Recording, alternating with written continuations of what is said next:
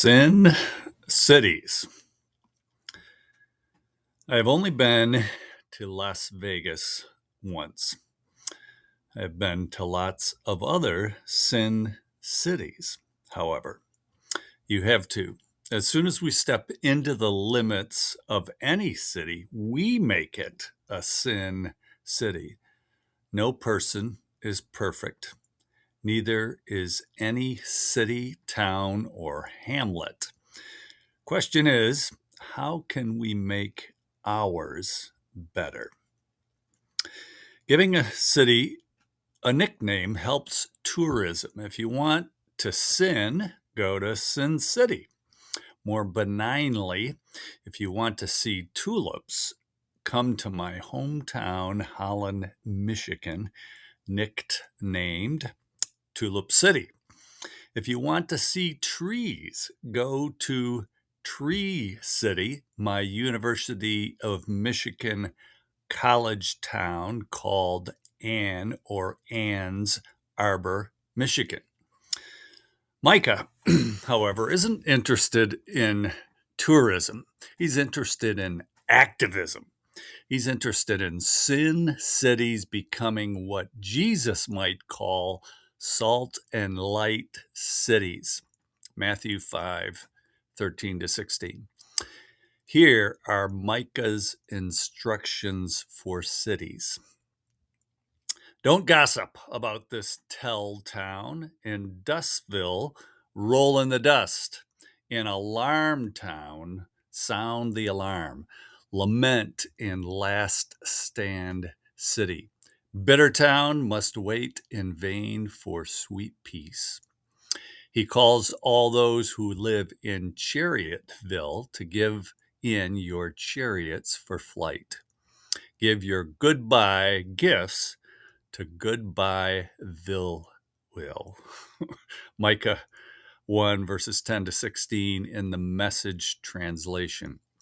Notice that Micah doesn't offer the same prescription for each city. What they must do much match who they are and where they find themselves in history. Heather Cox Richardson quotes last year, today, and this year, yesterday, the first lines of Thomas Paine's pamphlet, The American Crisis. The writing first appears in Philadelphia on December 19th, 1776. These are the times that try men's souls.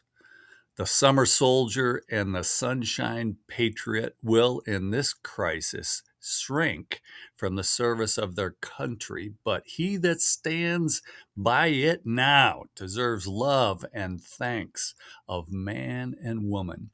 Tyranny, like hell, is not easily conquered, yet we have this consolation with us, that the harder the conflict, the more glorious the triumph. What we obtain too cheap, we esteem too lightly. It is dearness only that gives everything its value.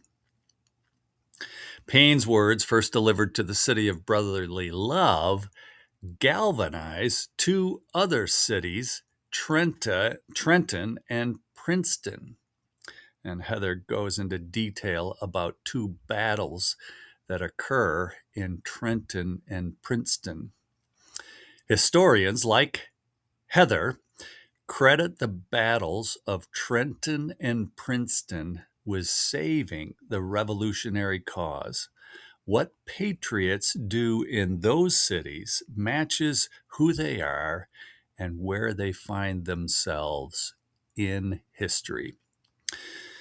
My tree city, Ann's Arbor, remember, my college friend Tom likes to tell a shaggy dog story.